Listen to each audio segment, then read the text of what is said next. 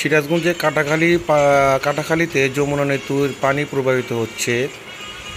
এই প্রবাহিত হওয়ার কারণে কাটাখাল থেকে শামুক, ঝিনুক অলরেডি এই রাস্তার পাশে উঠে এসেছে। আপনারা নিশ্চয়ই দেখতে পাচ্ছেন। আমি ভিডিওর মাধ্যমে দেখানোর চেষ্টা করব আপনাদের। হাতির ঝিল থেকে সিএনজি স্ট্যান্ড পর্যন্ত যে রাস্তাটা রয়েছে কাটাখালীর পাশে, সেই কাটাখালীর পাশে এই প্রচুর এই শামুকগুলো উঠে এসেছে। আসলে কী কারণে উঠে এসেছে আমি এটা বলতে পারবো না।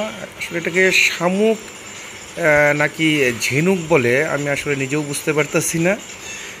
তবে আপনারা নিশ্চয়ই দেখতে পারতেছেন যে দেন হাঁটি হাঁটি পা পা করে তারা অনেক পথ পার হয়ে এসেছে। খুব ধীর গতিতে চলছে।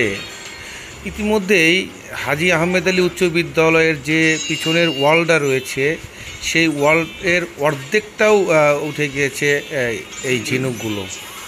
এখন এই ঝিনুক নাকি শামুক আমি নিজেও বলতে পারতেছি না। তবে সামনে দুটো শিংয়ের মতন দেখা যাচ্ছে। এই শিং